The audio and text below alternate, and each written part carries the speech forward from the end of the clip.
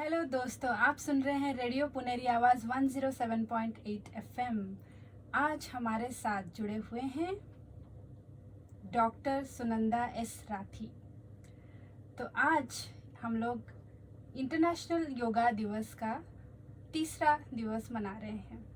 तो हम लोग उनसे जानते हैं कि योगा क्या है। तो उनके बारे में ब्रीफ इंट्रोडक्शन देना चाहती हूँ। वो एमकॉम एलएलबी पीएचडी मैनेजमेंट में करे हुए हैं एंड पीएचडी योगा में भी करे हुए हैं। दो पीएचडी होल्डर है श्रोताओं। और बहुत ही मुझे मिलके उनसे इतना अच्छा लगा, तो उनके बारे में हम लोग स्लोली डिस्कवर करेंगे, तो इसी में ही मज़ा आएगा। सो दोस्तों, वो मैं वेलकम करती हूँ उनका। Warm welcome to you in our studio. Thank you. So हम आपसे जानना चाहते हैं कि आप आपका खुद का शॉर्ट इंट्रोडक्शन दीजिए। मैं और खुद का इंट्रोडक्शन यस। है तो मुश्किल, बट कोशिश ज़रूर करती हूँ। मैंने मेरा करियर शादी के बाद मैंने पोस्ट ग्रेजुएशन किया एमकॉम। उसके पहले मैंने बीकॉम किया था, फिर मैंने लॉ किया। फिर मुझे ऐसे लगा कि शिक्षा क्षेत्र मुझे अच्छा लगता है, इसलिए SNDT arts and commerce college में मैंने ऑफिस मैनेजमेंट में पढ़ाना शुरू किया। 5 साल मैंने पढ़ाया वहाँ पर।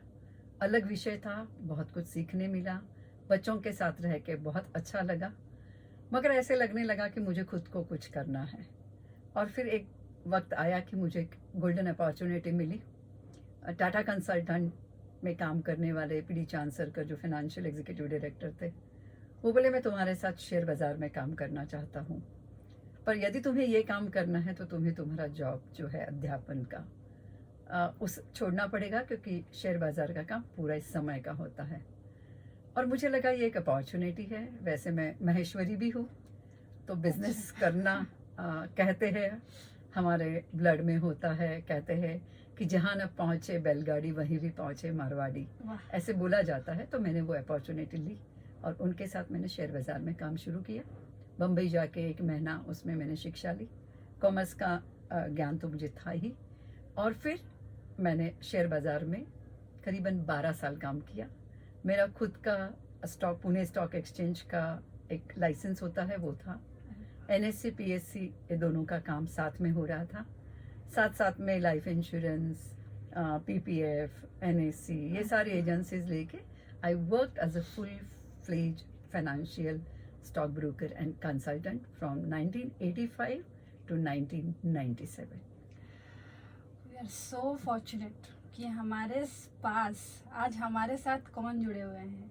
ये you can say like is a diamond जो नेट पर नहीं छा रहे हैं या फिर कोई सोशल मीडिया में नहीं देखने में आ रहे हैं, पर एक्चुअल में है। एक्चुअल में वो एक जेम है, डायमंड है। तो उस डायमंड को और देखते हैं कि और क्या क्या खासियत है उनके अंदर। सो उससे पहले मैं ये बताना चाहूँगी कि उनके पास बहुत सारे अवार्ड्स जीते हुए हैं और रिकॉग्निशन है। I can read out is like she is honoured bye Pune municipal corporation for contribution in social field. तो सोशल फील्ड में आप करते हैं काम? हाँ, सामाजिक दायित्व तो विरासत में पिताजी से मिला था और काफ़ी सामाजिक कार्य मैं करती हूँ। मगर मुझे शिक्षण क्षेत्र में कार्य करना अच्छा लगता है। सामाजिक में जैसे कि क्या? जैसे कि जब महेश्वरी विद्या प्रचारक मंडल करके एक बड़ा न्यास है जो महाराष्ट्र के लेवल पे है, जिनके हॉस्टल्स है, स्कूल्स है, तो इसमें मुझे ऐसी अपॉर्चुनिटी मिली कि मैं पहली महिला सेक्रेटरी बनी। और हमारे समाज में महिलाओं को नेतृत्व देना अपने आप में एक अचीवमेंट है। उसके बाद मैं 6 साल सेक्रेटरी, फिर कार्याध्यक्ष, फिर प्रेसिडेंट, फिर ट्रस्टी, आज मैं एडवाइज़र हूँ। हमारे हॉस्टल्स है, स्कूल्स है, कॉलेजेस है। पूना का जो महेश विद्यालय है उसकी नींव मैंने रखी थी, यानी ज़मीन खरीदने से स्कूल शुरू करने में बहुत मेहनत की थी। तो इस प्रकार से सोशल वर्क के शिक्षा क्षेत्र में मैं जुड़ी हूँ और आज भी उस संस्था में मैं कार्यरत हूँ। वाह, मतलब क्या बोलूँ मैं। फिर मैं और भी बताना चाहूँगी कि उनको राजीव गांधी एक्सीलेंस अवार्ड भी मिला है बाय इंटरनेशनल इकोनॉमिक्स फोरम और scientific revalidation of Indian ancient science, और राजीव गांधी एक्सीलेंस अवार्ड फिर एंटरप्रेन्योर भी मिला है और मंदन गोपाल व्यास पुरस्कार भी मिला है contribution in Indian ancient science. तो ये सब तो हो गया उनका अचीवमेंट के ऊपर, पर हम लोग आज किस टॉपिक के ऊपर बात कर रहे हैं? योगा। भूल तो नहीं गए ना श्रोताओं? इस सब चक्कर में हम योगा को नहीं भूल जा रहे हैं। आज इंटरनेशनल योगा डे जो चल रहा है, वीक, उसके ऊपर हम लोग बात कर रहे हैं। तो आज मैं ये टॉपिक को थोड़ा सा मोड़ती हूँ योगा के तरफ। तो आज हम लोग जानते हैं कि आप एस्ट्रोलॉजर है, आप PhD होल्डर है, आप सोशल सर्विस भी करते हैं, पर योगा में क्या योगदान देते हैं आप? देखो, आपने कहा कि हम भूले नहीं, योग को तो हम भूल ही नहीं सकते, और योग सारे विश्व में छा गया है। धन्यवाद देते हैं हमारे प्राइम मिनिस्टर मोदी जी का, जिन्होंने ये पहल की, क्योंकि वैसे आपने बताया एंशिएंट साइंस, ये हमारी प्राचीन धरोहर है। योग हमारे प्राचीन यानी वेद, उपनिषद, भगवत गीता, योग वशिष्ठ सब में पाया जाता है। बट इस योग को एक पहचान दी है, जैसे विवेकानंद जी के बाद मोदी जी आगे आए, और आप जानते हैं अपने रामदेव जी पतंजलि योग पीठ के, और मेरे जो गुरु जिनके अंडर मैंने PhD की है वो डॉक्टर HR नागेंद्र जी। एक बहुत बड़े साइंटिस्ट है, मैकेनिकल इंजीनियर है, PhD है, नासा में काम कर रहे थे, फिलाडेल्फिया में वो सिखा रहे थे, और नासा टू व्यासा उनका ऑर्गेनाइजेशन है, वहाँ पे वो आज चांसलर है एस व्यासा बोल यूनिवर्सिटी सकते के। हैं कि अगर कोई न्यू बिगिनर है, वो अगर ये डिग्री या फिर जो डिप्लोमा करना चाहते हैं तो कैसे कर सकते हैं? देखो, योगा में PhD करते करते ही मैंने एक इंस्टीट्यूट पूना में शुरू किया, जिसका नाम है चिरंजीव फाउंडेशन। आप ही का ही है वो? मेरा खुद का है चिरंजीव फाउंडेशन। और जब मैं योगा में आई, जैसे कि आपने बताया कि पहले मैं अध्यापन में थी, फिर मैं स्टॉक में गई, फिर मैं एनिमेशन इंडस्ट्री में आई, और उसके बाद मुझे ऐसे लगने लगा कि सीखने के लिए और बहुत कुछ है। तो योग करने के लिए मैं एस व्यासा में गई थी, एक 10 दिन का उनका कोर्स होता है। अच्छा। और वहाँ जाने के बाद मैंने देखा कि 100 एकड़ में ये यूनिवर्सिटी है, अलग अलग देशों से यहाँ लोग आ रहे हैं, और मुझे ऐसे लगना लगा, सबने मुझे पूछा कि आपके पास एक PhD, आपको और क्यों पढ़ना है? बट मुझे ऐसे लगने लगा कि योग यानी एक इंसान को एक जो अवस्था कहते हैं ना, सच्चित आनंद, ये अवस्था की जो खोज होती है वो आपको इसी से जुड़ के मिलती है। फिर वो ध्यान हो, धारणा हो, समाधि की अवस्था हो, तो ये सब तक जाना होगा, स्पिरिचुअल वे हम कहते हैं। पर ये इतने लेट में आता है लोगों को रियलाइजेशन कि हमको योगा करना चाहिए, या फिर पहले से भी आ सकता है? देखिए, ये तो गैर समझ है लोगों के अंदर, जिसको हम मिसकंसेप्शन कहते हैं कि yoga is for senior citizens. Yes. योग कब करना चाहिए? जब हमें कोई डिसीज हो जाए, फिर उसके ऊपर क्या योग है ये देखना चाहिए, या योग ये ऋषि मुनियों का है, ये हमारा है ही नहीं। तो आप देखोगे कि पहले यूथ इससे जुड़ा नहीं था, मगर ये पैंडेमिक आ गया, लॉकडाउन हो गया, मेडिकल साइंस ने हाथ नीचे रख दिए, और फिर हमें पता चला कि योग ये भारत की जो प्राचीन परंपरा है, इसके अंदर अपने आप को हील करने की कैपेसिटी है। अच्छा। क्योंकि योग यानी क्या है, यदि आप पूछेंगे, बताइए। तो योग ये संस्कृत शब्द है युज, इससे इसकी उत्पत्ति हुई है, और युज यानी जोड़ना। जैसे लोहे के 2 टुकड़े हैं, वो वेल्डिंग से जोड़े जाते हैं, पता ही नहीं तक कैसे जुड़ गए, उस प्रकार से योग यानी शरीर, मन, आत्मा का मिलन है। तो योग के अंदर ये 3 चीजें जुड़ के इंसान योग की तरफ बढ़ता है। अच्छा। तो उसका मन भी जगह पे चाहिए। ये हमारा जो मन है जो भटकते रहता है, कहते हैं ध्वनि से भी ज्यादा वेग हमारे मन का, हमारी सोच का, हमारे विचारों का होता है, और उसी से सोच के, कभी नेगेटिव कभी पॉजिटिव सोच से ही हमारा कहीं न कहीं अच्छा होता है, कभी कभी बुरा होता है। तो मानसिकता, शारीरिकता, ये दोनों का भी मिलन योग करने से होता है। तो योग यानी जुड़ना, आत्मा का परमात्मा से। तो ये जो यूथ है, ये लोग क्या इसमें टाइम इन्वेस्ट करेंगे, आपको लग रहा है? मुझे ऐसे लगता है कि यदि वो सीखेंगे, वो जानेंगे योग क्या है, क्योंकि आज मैं आपको बताना चाहूंगी योग लोगों को फिजिकल आसना लगता है, Yes. जिसे योग आसना कहा जाता Yes, है। yes. उसके परे कुछ है, ये यूथ जानता ही नहीं है। तो इसलिए उनको लगता है कि ये योग आसन करने से धीरे धीरे करना है, पसीना नहीं निकल रहा है, हमारी नहीं। कैलोरीज बर्न नहीं हो रही है, Yes. हमें स्वेटिंग नहीं आ रहा है, तो हमारा कुछ हो ही नहीं रहा है। Yes. तो क्योंकि उन्होंने योग को एक फिजिकल लेवल तक ही जाना है, मगर Correct. योग जो है इसका इफेक्ट इंटीग्रेटेड पर्सनालिटी पे होता है। आप पूछोगे इंटीग्रेटेड पर्सनालिटी, या युवा पूछेंगे कि ये क्या है। हम्म। तो आज हम देख रहे हैं कि पर्सनालिटी डेवलपमेंट के लिए यूथ बहुत पैसा खर्चा करते हैं, हाँ, बट वो Definitely. जो पैसा खर्चा होता है वो सारा एक्सटर्नल पर्सनालिटी पे। एक्सटर्नल पर्सनालिटी में how I look, how I feel, how I deliver, what is the my communication, Yes, yes. ये सब उनको पर्सनालिटी हम्म, लगता है। और एक बाहर की पर्सनालिटी होती है समाज के लिए, जो हम दिखाना चाहते हैं हम क्या है। बट योग का कहना है मुड़ो भीतर, जानो अंदर, देखो अंदर। क्योंकि स्वामी विवेकानंद जी कहते हैं every individual is potentially different. Okay. हर एक इंसान अलग है, और और वो हर एक क्या- इंसान कर सकता है ये हर एक इंसान योग कर सकता है। योग के लिए उम्र नहीं है। 5 साल का बच्चा होने के बाद आखिरी दम तक हम योग कर सकते हैं। Okay. और 5 लेयर्स ऑफ पर्सनालिटी क्या होता है, ये जब यूथ जान लेंगे ना, तो वो झट से योग के पास मुड़ जाएंगे। तो हम लोग सुनेंगे 5 layers of personality after a short break. Welcome back श्रोताओं, हमारे साथ जुड़े हुए हैं सुनंदा जी। फिर से जानते हैं हम लोग योग क्या है, उसकी गहराई, और वो कैसे हम लोग को बेनिफिट करता है लाइफ में। सो सुनंदा जी, आप बता रहे थे कि 5 ways ऑफ पर्सनालिटी डेवलपमेंट है। 5 लेयर्स ऑफ 5 पर्सनालिटी। layers। अच्छा, इट इज इंटीग्रेटेड तो पहली बार पर्सनालिटी। सुन रही हूँ मैं 5 layers। 5 ways सुना है, तो जानना चाहेंगे क्या है। देखिए, इंसान एक फिजिकल पर्सनालिटी होता है, जिसमें हमारा शरीर, जैसे कि yoga for flexibility, yoga for weight reduction, yoga for belly reduction, Yes. So physique उसमें इन्वॉल्व है। सो फिजिकल पर्सनालिटी का डेवलपमेंट योगा से टोनिंग होता है। हाँ, आप तो जानते हैं हम किसे फॉलो करते हैं, सेलिब्रिटीज जिसको फॉलो करते हैं। आजकल सारे सेलिब्रिटीज योगा में आ गए हैं, तो उनको बेनिफिट हो रहा हाँ, है। हो रहा है। एक टोनिंग होता है, एक शिल्पा फिगर शेट्टी होती जैसे। है, सभी लोग योग कर वो रहे लोग हैं, इंस्पायर करते हैं दूसरों को। इंस्पायर भी कर रहे हैं। तो इस प्रकार से हमारी फिजिकल पर्सनालिटी डेवलपमेंट योगा के थ्रू होती है। उसके बाद सबसे इम्पोर्टेंट है हमारी मेंटल पर्सनालिटी। तो यानी कि फर्स्ट लेयर mind. आप बोल रहे हैं physical. Physical personality, hmm. Emotional, okay.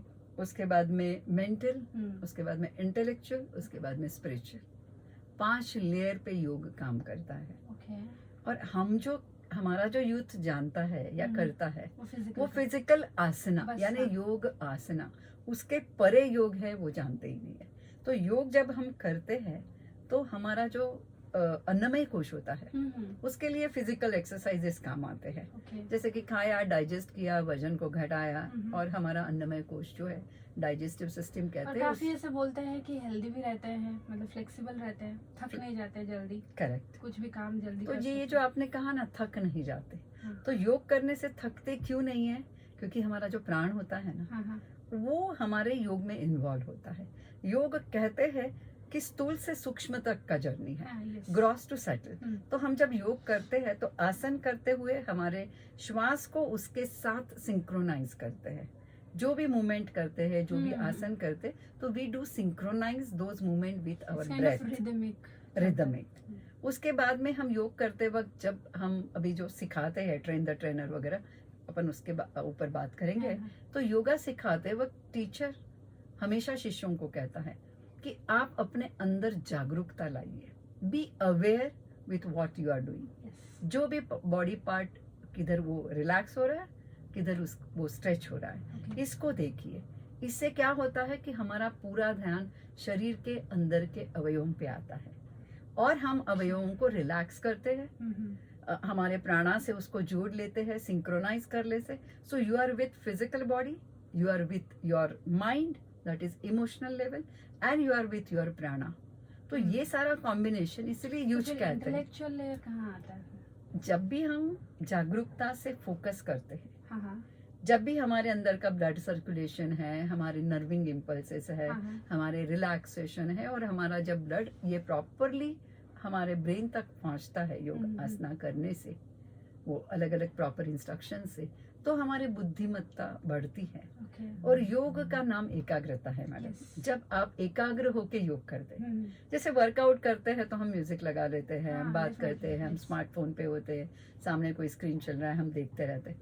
मगर योग में वैसा नहीं है। योग में आपको कहते हैं कि आपको बहुत ही म्यूजिक चाहिए तो आप ओमकार लगाइए, बट आप अपने अंदर फोकस कीजिए। मतलब हाँ, मतलब ऐसे नहीं कि आउटर Outer. आउटर वर्ल्ड में आप फोकस नहीं करिए, आप अंदर क्या आपका क्या हो रहा है डेवलप, कैसे कहाँ पे। Absolutely correct. इनर इंजीनियरिंग कहते हैं Okay. इसको, कि हम जब योग में जाते हैं ना तो हमारे जो 5 सेंसेस है, हमारे जो 5 इंद्रिय है, हमारे जो 5 पंच प्राण है, इनके ऊपर हम ध्यान देते हैं। तो श्रोताओं, ये बहुत ही सुंदर बताया उन्होंने कि जिम और योगा में क्या डिफरेंस है। ये मैं हमेशा सोचती रहती थी कि क्या है, पैसा दो जिम जाओ जल्दी हो जाता है सब कुछ, योगा में बहुत टाइम लगता है और बहुत डिफिकल्ट है। पर ये मैं बताना चाहूँगी कि आज सुनंदा जी से बात करते करते ये पता चला कि इसमें हम लोग खुद के ऊपर फोकस करते हैं, है ना। फोकस करने से एकाग्रता भी बढ़ जाता है, ये आपको पता चलेगा। ये ना जो यूथ है, जो टीनेजर है, उनको एग्जाम देने में भी और स्टडीज में भी ये काफी मदद बहुत करता अच्छा। है, मुझे लगता है ना? देखो अभी क्या हुआ है, लॉकडाउन में ऑनलाइन पढ़ रहे बच्चे, हम्म। सो अटेंशन जो होता है हम्म। वो अटेंशन स्पैन इतना खराब हो चुका है कि एक बच्चा 10-15 मिनट से ज्यादा तो बैठ ही नहीं सकता। अच्छा। अब ये अटेंशन स्पैन की बीमारी को निकालना होगा, कंसंट्रेशन बढ़ाना होगा, जी, एक रूपता लानी होगी। हम्म। तो योग करने से ये सब आता है। जी। हम लोग जब एक्सपेरिमेंट करते हैं, जिसको रिसर्च कहते हैं, संशोधन कहते हैं, हाँ, तो हम लोग सपोज अभी योगा दे रहे हैं ओबेसिटी के लिए, ठीक है। वजन कम करने के लिए हमने एक प्रोटोकॉल बनाया है। योगा प्रोटोकॉल क्या होता है, तो जैसे मैंने आपको बताया, योग यानी आसन नहीं है। हम्म। तो योग में आपके लूजनिंग एक्सरसाइजेस आ जाते हैं, उसके बाद आप योग करते हो। योग करने के बाद, आसना के बाद थोड़ा रिलैक्स होते हो, शवासन। ओके। उसके बाद आप प्राणायाम करते हो, प्राणायाम के बाद आप मेडिटेशन करते हो। इसको सेज पतंजलि ने अष्टांग योग कहा है। अच्छा। यम, नियम, आसन, प्राणायाम, प्रत्याहार, धारणा, ध्यान, समाधि। तो जब आपका कंसंट्रेशन बढ़ाना है, बुद्धि का विकसन करना है, तो आपको एकाग्रता लानी पड़ती है। और एकाग्रता सिर्फ आपके शरीर की होके फायदा नहीं है, जब तक आपका मन एकाग्र नहीं हो। बुद्धि आप तीक्ष्ण हो जाता है। बुद्धि तीक्ष्ण, आज आप मुझसे बात कर रही हो और कुछ सोच रही है, हम्म। तो आप उसमें है ही नहीं। तो जब तक शरीर का हमारा साथ होना Correct. मायना नहीं रखता, मन से आपको जुड़ना पड़ता है। और जब मन से आप कब जुड़ते हो, जब आपका प्राण और मन उस क्रिया में पूरी तरह से लग जाता है 100%। ये प्रयास है। तो फिर ये जो आप बोल रहे हैं अष्टांग योग, अष्टांग योग जो बोल रहे हैं, ये फिर बहुत टाइम लग जाता होगा, मतलब। ऐसा टाइम नहीं लगता। कोई भी चीज सीखने की जब इंसान ठान लेता है हाँ ना, हाँ। तो वो कर सकता है, वो कर ही तो सकता डेली है। कितना टाइम इन्वेस्ट करना पड़ेगा लोगों को? आपको 60 मिनट तो कम से कम देने चाहिए। अच्छा। शुरुआत भले आप 25 मिनट 30 मिनट योग आसन से कीजिए, अच्छा। क्योंकि जैसा मैंने आपको अष्टांग योग कहा, ये अष्टांग योग सेज पतंजलि ने पतंजलि सूत्र में दिया है। हाँ, तो हाँ, उन्होंने कहा है कि पहले आपको आसन सिद्धि प्राप्त करनी है, यानी योगासन जो सब कर रहे हैं। हम देख रहे हैं सारे युवा आजकल आसन करते हैं, बड़े कठिन आसन कर हम रहे हैं। सिर्फ यही जानते हैं, अनुलोम विलोम, ये। वो प्राणायाम हो गया। हाँ, हाँ। तो पतंजलि जी का कहना है पहले आप आसन कीजिए, आसन से शरीर तैयार होता है, फिर शरीर से मन तैयार होता है, और मन से प्राणायाम में जाइए, प्राण उसमें तो हमको क्या मिलाइए। लगता है जो इजी है, हाँ, श्वास ले लो, जो इजी है, इजी काम 5 मिनट कर लो, बस हो गया। आज का डेली मैडम रूटीन आपने खत्म हो बहुत गया। ही अच्छी बात की। सांस लेने को सीखना चाहिए, ये किसी को समझता ही नहीं है। हाँ। उनको लगता है बच्चा पैदा होते ही सांस लेने लगता है, उसमें क्या सीखनी है। मगर ये सांस इतना मायने रखती है हमारे सेहत में, हमको पता चल गया पैंडेमिक में Yes. कि क्या है ये सांस। तो ये सांस को बहुत धीमी गति से लेना और धीमी गति से इसका प्रयास पूरे दिन करना चाहिए। जितना आप धीमा सांस लोगे, जितना आप धीमा सांस छोड़ोगे, उतनी आपकी कैपेसिटी बढ़ती है, एफिशिएंसी बढ़ती है, कंसंट्रेशन बढ़ता है, फोकस बढ़ता है। तो ये है सबसे मेन पॉइंट कि योग से आपका कंसंट्रेशन बढ़ता है, एकाग्रता बढ़ता है, और उससे आपका सांस लेना स्टेबलाइज होता है। स्टेबलाइज होता है। ये कुछ भी आपके सामने हो जाए, सोचो कुछ भी, जैसे बॉम्ब ब्लास्ट हो गया, फिर भी आपका सांस की जो गति है वो तेज नहीं हो जाएगा, वो है योगिक लाइफ, करेक्ट? Correct. और इसीलिए भगवत गीता में इसको समत्वम योग उच्यते कहा है। समत्वम योग उच्यते यानी कोई भी परिस्थिति आ जाए, जैसे अभी आपने उदाहरण दिया बॉम्ब ब्लास्ट का, तो जिंदगी में हमेशा खुशियां नहीं रहती, दुख भी आते हैं, हमेशा सब कुछ प्लेजेंट नहीं होता, कुछ अनप्लेजेंट भी होता है, कुछ रिश्ते जुड़ते हैं, कुछ बिखरते।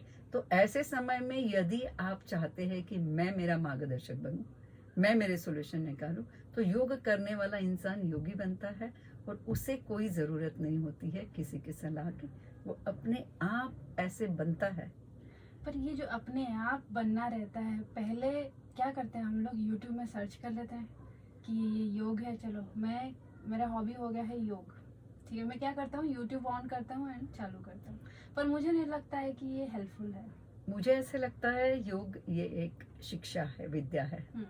हमारी भारतीय परंपरा गुरु शिष्य की परंपरा रही है। यस। पहले शिष्य गुरु के पास जाता था, अब गूगल को, यूट्यूब को हमने गुरु बना लिया है। पर वो हाफ नॉलेज रहता है। हाफ नॉलेज से भी मेरा कहना है कि आपको ज्ञान शुरू में गुरु से ही लेना चाहिए। Okay. जो योग अध्यापक है, जो योग प्रशिक्षक है, इन्होंने काफी साल योगा में दिए हैं, और वो योग जब आप सिस्टमैटिकली सीखते हो कि कैसे मेरे प्राण को मेरे योग के साथ मुझे जोड़ना है, कैसे मुझे मेडिटेशन में जाना है, धारणा में जाना है, ध्यान में जाना है, और फिर मुझे वो समाधि अवस्था में पहुंचे, तो इसका सिस्टमैटिक स्टडी आप गुरु के साथ करो। फिर आप कोई भी इंस्टीट्यूट जो रिकॉग्नाइज्ड है, सर्टिफाइड है, जो आपको इसमें सिखा रहे हैं, क्योंकि योग ये एक व्यक्तिमत्व विकास है, जैसे मैंने आपको बताया, व्यक्तिमत्व का विकास। 5 लेयर्स ऑफ पर्सनालिटी डेवलपमेंट होता है, फिजिकल होता है, मेंटल होता है, इमोशनल होता है, इंटेलेक्चुअल होता है, स्पिरिचुअल होता है। फिर हम क्यों दूर रह रहे हैं? सारी दुनिया मानने लग गई है, पूरा विश्व इसको फॉलो कर रहा है, सारा अच्छा रिसर्च बाहर हो रहा है योग पे, और हम लोग जो है वो आसन में जुड़े हैं कि मैं आसन कर लूँ, अच्छे से अच्छा आसन करूँ, अच्छी पोज लूँ, फोटो निकालूँ, सोशल मीडिया पे डालूँ, और वो देख के और कोई करे। तो ये अवयवों की खींचातानी को योग नहीं कहते। योग ये स्टेप बाय स्टेप मेथड है, आसन में जाने की, आसन छोड़ने की, और आसन में स्थैर्य पाने की, स्थिर होने की। बहुत ही अच्छा बोला है। तो दोस्तों, बहुत ही अच्छे से समझ में आया होगा कि 5 लेयर्स क्या होता है ना। सिर्फ हम लोगों को आसन में या फिजिकल जो योगा है उसमें ध्यान नहीं देना है। तो डिटेल्स हम लोग फिर से जानेंगे। छोटा सा ब्रेक लेते हैं, फिर आके फिर से जुड़ते हैं सुनंदा जी से। Welcome back. हम लोग बात कर रहे थे योग के बारे में। तो सुनंदा जी से फिर से मैं पूछना चाहूँगी कि आप बोल रहे थे कुछ एजुकेशन देते हैं टीचर को, है ना, ट्रेन द ट्रेनर टाइप का, उसके बारे में हम जानना चाहेंगे। देखिए, मैं आप सभी दर्शकों को बताना चाहूँगी कि योगा अब एक करियर ऑप्शन हो गया है। Yoga is a global career option, क्योंकि भारत की ओर देखा ही जाता है कि ये योग भारत का है जी। और योगा भारत के रिलीजन भी माना जाता है। तो यहाँ पे लोग जो योग सीखेंगे वो योग उसको एक प्रमाण प्राप्त हुआ है। तो इस प्रकार से अलग अलग योगा इंस्टीट्यूट ने अलग अलग कोर्सेज बनाए हैं, जिसमें शुरुआत होती है एक ट्रेन द ट्रेनर प्रोग्राम के, जो एक 6 महीने का कोर्स होता है। उसे योगा इंस्ट्रक्टर कोर्स भी कहा जा सकता है, आप उसको इनर पर्सनालिटी डेवलपमेंट भी कहते हैं। और इसमें योगा के साथ आपको थ्योरी भी पढ़ाया जाता है कि योग क्या है, कहाँ से आया है, योग क्यों करना चाहिए, योग के फायदे तो ये क्या क्या कुछ डिप्लोमा कोर्स है? ये सर्टिफिकेट कोर्स होता है। ओके। और ये कोर्स करने के बाद आप एलिजिबल होते हैं योग में ग्रेजुएशन, पोस्ट ग्रेजुएशन करने के लिए। आप एमएससी इन योगा, यदि आपने मैडम बीए, बीकॉम, बीएससी कुछ भी किया है, उसके बाद आपने ये 6 महीने का हमारा कोर्स कर लिया, जिसे हम योगा इंस्ट्रक्टर कोर्स कहते हैं, तो this gives you eligibility of MSc in yoga. और आप यदि एमएससी इन योगा करते हैं तो अभी आप तो जानते ही है कि पाठशाला में पाठ्यक्रम में योग आ गया है। अभी यूनिवर्सिटीज इसको क्रेडिट कोर्स दे रहे हैं कि आप यदि कोई भी स्ट्रीम में काम कर रहे हैं तो आपको 2 क्रेडिट है, 3 क्रेडिट है, इसका योगा का कोर्स आप लेते हैं तो आपको क्रेडिट्स भी मिलने लग जाते हैं। तो इस प्रकार से पहले ही आपका पहल होना चाहिए। जैसे एक नर्सरी है, फिर स्कूल है, फिर प्री प्राइमरी, इस प्रकार से स्टेप बाय स्टेप हमको जाना है। तो पहले आप ये योगा इंस्ट्रक्टर कोर्स कर लीजिए, जो 6 महीने का है, ऑथराइज्ड है, यूजीसी अप्रूव्ड है, और इस कोर्स से आपको एमएससी यूजीसी अप्रूव्ड यूनिवर्सिटी में आप कर सकते हैं।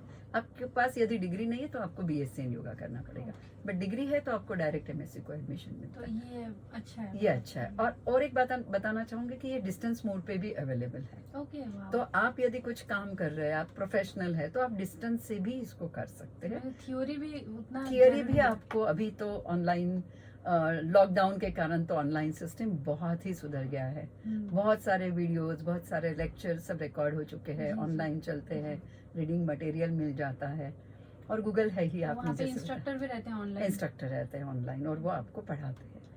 ओके, सो बहुत ही अच्छा इन्फॉर्मेशन दिया है।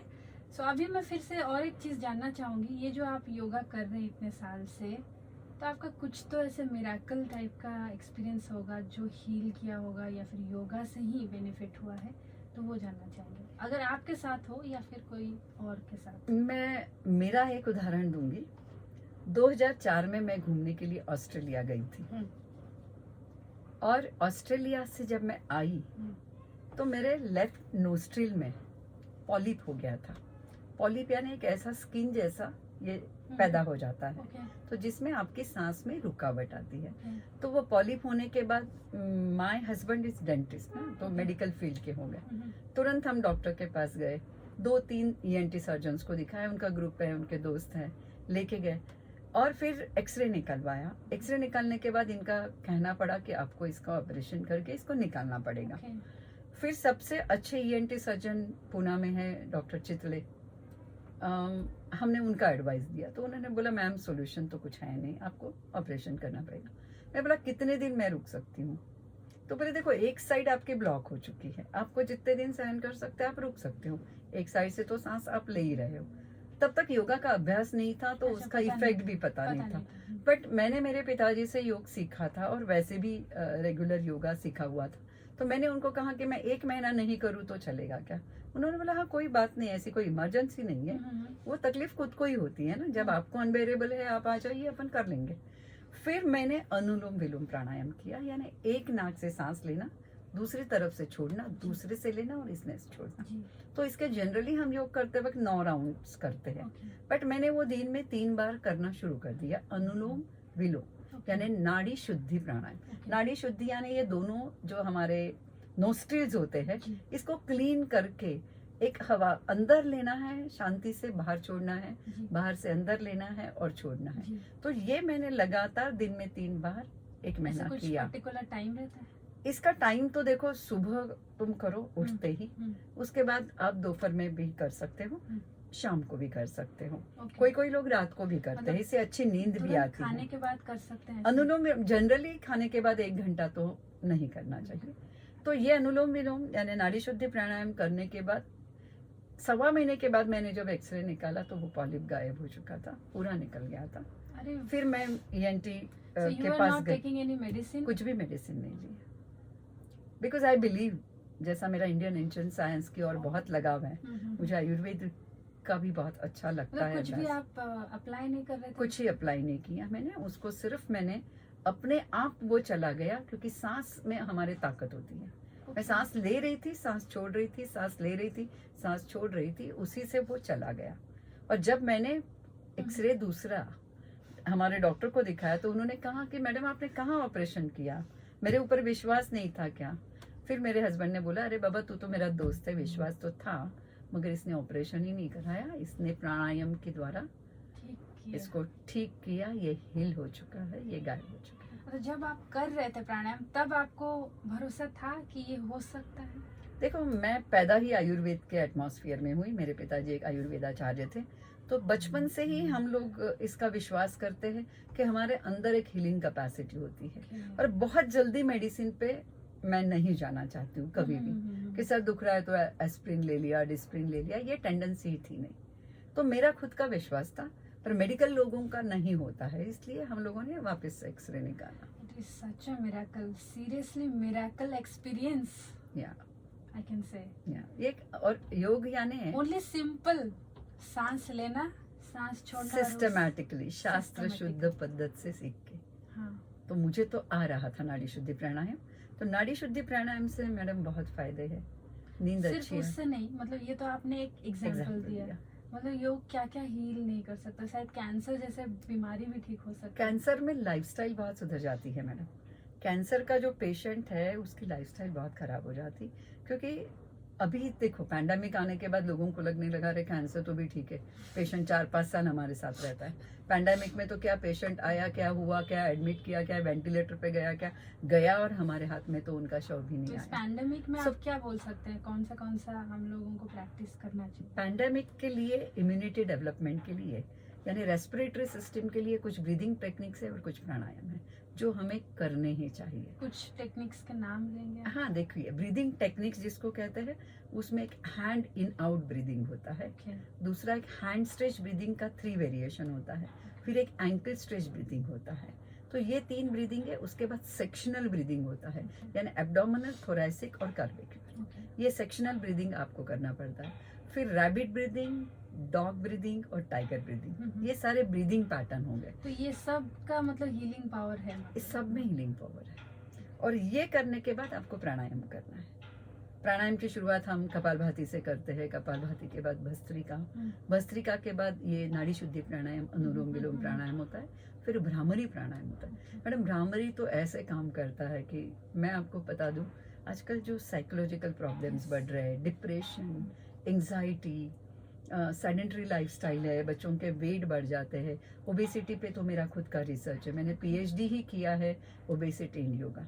और ओबेसिटी ये एक ऐसा है कि बच्चों का एक अपने आप पर वो जो लुक है उससे वो थोड़ा सा समाज में मिक्स नहीं होना चाहता, फिर टीवी के सामने बैठते, कंप्यूटर पे ही बैठते, गेम्स खेलने लगते, और भूख लगती है और खाते हैं और वजन बढ़ता है। तो इसमें एक अलग से साइकोलॉजिकल इफेक्ट भी होता है। तो साइकोलॉजिकल जितने भी इफेक्ट्स हमारे हैं ये आपके योगा दूर करता है। Okay. आपको साइकेट्रिक्स के पास जाना। भ्रामरी में जब आप भ्रामरी करते हो और भ्रामरी से जो एक वाइब्रेशन हमारे हेड रीजन में होता है, it is as good as mild जो शॉक दिया जाता है। तो फिर माइग्रेन टाइप के? माइग्रेन टाइप तो एकदम बहुत अच्छा सॉल्यूशन है योगा में माइग्रेन के लिए। तो काफी कुछ मिला, बट हमारे पास वक्त बहुत कम है, मतलब फिर भी मन कर रहा है कि सुनते जाओ, है ना, क्योंकि इतना ज्ञान का भंडार है इनके पास और एक्सपीरियंस इतना है और डिफरेंट डिफरेंट फील्ड्स में है, इसलिए वो योगा को डिफरेंट डिफरेंट फील्ड में भी कनेक्ट कर पा रहे हैं कि हाँ इस फील्ड में भी ये हो सकता है, स्टूडेंट लाइफ में ये करेक्ट मैडम। अभी क्या हो रहा है ये ऑनलाइन के वजह से, जैसे आपको मैं बताना चाहूंगी कि मेरा एनिमेशन इंस्टीट्यूट हाँ, है, हाँ, और उसको अभी 24 साल कंप्लीट हो रहे हैं, अरीना एनिमेशन तिलक रोड नाम से। तो ये जो बच्चे होते हैं एनिमेशन में जो आते हैं वो दूसरा कोई भी कोर्स नहीं करना चाहते, ग्रेजुएशन है ये है ले लेते हैं, बट उनका एम होता है कि मुझे ग्राफिक डिजाइनर बनना है, मुझे एनिमेटर बनना है, मुझे गेम डिजाइनर बनना है, मुझे विजुअलाइजर बनना है, स्टोरी बोर्ड राइटिंग करना है, स्क्रिप्ट लिखना है, ये सारे विषय है। ये सारे विषय मन से जोड़ते हैं जिसे हम क्रिएटिविटी कहते हैं। तो योग में एक पर्टिकुलर प्रोटोकॉल है जिससे आपकी क्रिएटिविटी बढ़ती है। जैसे आप अपने कंपनी में ये भी हम लोग हमेशा इंटरनेशनल योगा डे जब रहता है तो ऐसा 1 महीने तक, अभी तो लॉकडाउन से ये साल नहीं कर पाए, बट हम लोग उनको योग सिखाते हैं जिसमें प्राणायाम रहता है। और अभी आप जानते हो, आप तो बहुत लोगों के इंटरव्यूज ले रही हो, तो एकेडमिक फोर्स बहुत ज्यादा होता है मैडम, एकेडमिक ध्यान ज्यादा दिया जाता है, माँ बाप का भी ध्यान है, स्कूल का भी है, पाठशाला का भी है, महाविद्यालय का, सभी का ध्यान होता है कि एकेडमिक में कैसे बढ़ाऊं। तो ये एकेडमिक में लेफ्ट ब्रेन काम करता है और ये लेफ्ट ब्रेन के ऊपर बहुत कुछ होता है। योग आपके राइट ब्रेन पे काम करता है, आपका बैलेंस पैदा करता है, और राइट ब्रेन से आपको योग से क्रिएटिविटी मिलती है, आपकी विल पावर स्ट्रांग हो जाती है। तो क्रिएटिविटी और विल पावर के साथ जब आपका ब्रेन काम करता है तो you are a different personality. तो ये सब प्रोफेशनल जो है ना, प्रोफेशनल जो भी ऑफिस में काम करते हैं उनके लिए भी ये जरूरत है, जो पढ़ रहे हैं, जो जिस फील्ड में काम कर रहे हैं उसमें अगर एक्सीलेंस करना है, मतलब आपको बहुत ही आगे जाना है सबसे, और बैलेंस्ड रहना है साथ ही साथ। आपने ये बहुत अच्छा शब्द यूज किया, एक्सीलेंस।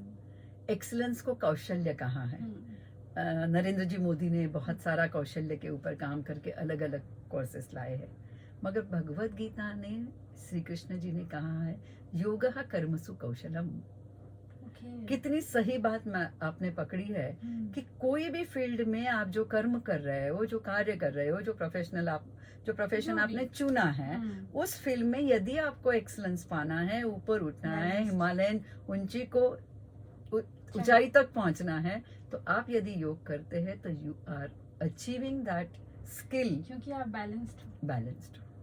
और आपका This is मन the बुद्धि आपके साथ है, मन और बुद्धि का कॉम्बिनेशन है मन। Yes yes understood. तो बहुत ही कुछ शिक्षा मिली एक्चुअली। तो हम लोग जाते जाते ये जानना चाहेंगे आपसे कि कुछ एक मैसेज दीजिए आपका जो लाइफ में मोटो होगा, क्योंकि आप इतने, मुझे लगता है आप इतने सक्सेसफुल हो। मैं आपका जो प्रोफाइल गो थ्रू कर रही थी, मुझे इतना लगा कि इतने कम लाइफ स्पैन रहता है हमारा, आज है कल नहीं है, किसी को पता भी नहीं है, पर उसी में ही आपने कितना कुछ अचीव कर लिया। और सिर्फ अचीव नहीं किया आपने, आप लीडर बने हो, आप लीडर हो एक। सो डेफिनेटली हम जानना चाहते हैं कि आपका क्या था मोटो लाइफ में जो आप इतने सक्सेसफुल। देखो, आप जो कह रही हो, अब योग में आने के बाद तो मैं वो नहीं मानती हूँ कि मैं लीडर हूँ। मैं क्यों? क्योंकि योग अपने को अपनी पहचान दिखाता है। योगा में आते ही आप एक ग्राउंड पे चलने लगते हैं और आपको ये विश्वास होता है कि मुझे और कुछ सीखना है। आप हमेशा विद्यार्थी बनना चाहते हो, और जब आप अपने आप को विद्यार्थी करके एक्सेप्ट करते हो ना, तब आपकी विजन बहुत बड़ी होती है।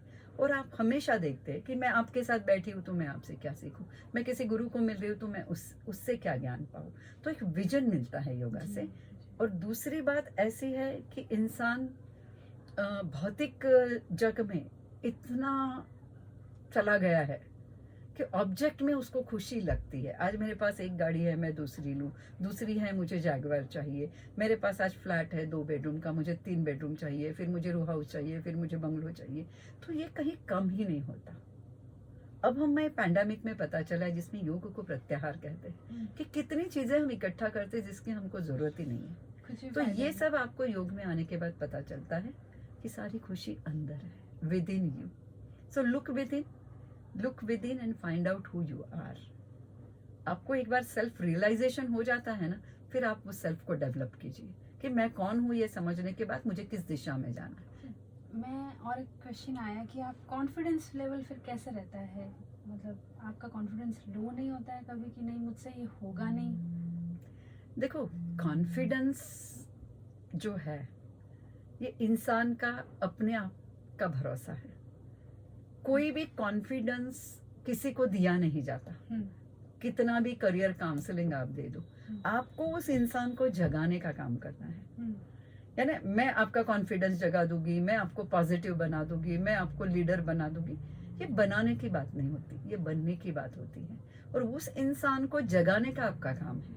अच्छा। उसके अंदर एक प्रकाश का दिया जलाना है कि भाई ये तू, तेरे अंदर बहुत कुछ है, तो उसको जानने की तो कोशिश कर।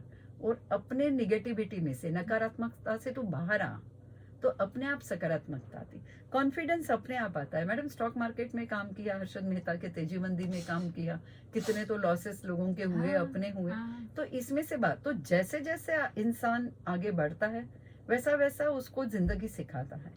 तो योग ये अनुभूति है और कॉन्फिडेंस ये अनुभव है। सो अनुभूति और अनुभव का जब एक मिलन होता है और बुद्धि उसमें लग जाती है, मन उसमें लग जाता है, शरीर उसमें लग जाता है, इंसान बन जाता है। तो इंसान को ये ठानना है कि मुझे कुछ बनना है। जब तक वो नहीं ठानता, जैसे कहते हैं ना कि घोड़े को आप पानी के पास लेके जाओगे, पानी दोगी, दिखाओगे, झुकाओगे, पिला नहीं सकते। वैसे ही कॉन्फिडेंस है, इसको जगाने का काम योग करता है, जगाने का काम शिक्षा करती है। तो हर एक को मेरी सलाह यही है कि तू बाबा समझ कि मैं विद्यार्थी हूँ।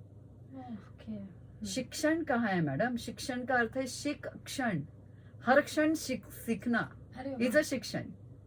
तो आप शिक्षक, आप विद्यार्थी बने रहे हैं। हाँ, तो यही है आपका सीक्रेट। yes. कि आप अभी भी अपने आप को सोचते हैं कि मुझे और भी कुछ सीखना है। मैं ऐसे नहीं हूँ कि मैं टॉप ऑफ द वर्ल्ड हूँ, मैं इतना सब कुछ अचीव कर लिया मैंने, नहीं। सीखना ही लाइफ का जर्नी है, मतलब अंत तक आप बोल सकते हैं कि आप सीख रहे हो। अंत तक आप सीखते हैं। जितने लोगों को मिलते हैं, जो भी काम करते हैं, आपके सहकारी है, आपके बच्चे हैं, आपकी छोटी जनरेशन है, छोटे बच्चों से हम सीखते हैं। इनोसेंस सीखना है तो छोटे बच्चों के साथ थोड़ा समय बिताना पड़े।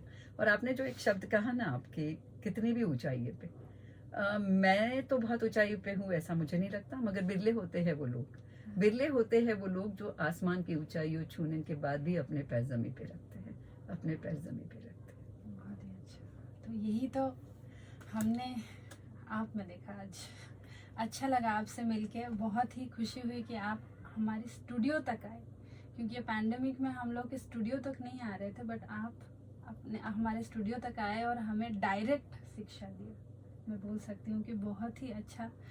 जब भी सुनेंगे, जो भी सुनेगा इस रिकॉर्डिंग को, वो ज़रूर बहुत कुछ सीखेगा योग के बारे में। और ये जो फिज़िकल, हम जो सोच रहे थे कि फिज़िकल आसन है बस, पर उसके बियॉन्ड क्या है वो आपने हमारे आंखें खोल दी। तो ज़रूर हम लोग ये भी, मैं सबको बोलना चाहूँगी कि YouTube को ब्लाइंडली फॉलो नहीं करिए। जैसे गुरु और शिष्य, जो मैम ने बताया कि गुरु और शिष्य का जो हमारा है, पहले से ही है इंडिया में या भारत में जिसको बोलते हैं, वही आप एक गुरु पकड़िए। या फिर ये भी कुछ इंस्टीट्यूट का नाम बता रहे थे, चिरंजीव फाउंडेशन रिसर्च इंस्टीट्यूट है हमारा। यहाँ पे योगा इंस्ट्रक्टर कोर्स के लिए आप ऐसा मत समझिए कि मुझे तो योग सिखाना ही नहीं है तो मैं क्यों आऊँ। यहाँ पे चार्टर्ड अकाउंटेंट आते हैं, लॉयर्स आते हैं, यहाँ पे IT के लोग आते हैं, मेडिकल फील्ड के लोग आते हैं, वो खुद के लिए आते तो हैं। 5 साल से लेके नहीं, 6 महीने से कोर्स शुरू हो नहीं जाता नहीं, है। जो उम्र का जो रहता है 5 साल से 5 साल से लोग कर कोई भी सकते हैं, उम्र तक। 5 अभी हमारा जो लेटेस्ट विद्यार्थी है वो MD है, अरे और MD होके उनका एज है 78 78 और वो योग का इंस्ट्रक्टर कोर्स करने आ रहे हैं। उनका नाम है मिस्टर गुप्ते। तो देखो, तो फिर आप एक्सप्लोर करिए इस इंस्टीट्यूशन को। हम आपसे विदाई लेते हैं, जाते जाते बोलते हैं keep listening to radio Puneri Awaaz 107.8 FM। खुश रहो, खुशियाँ बांटो।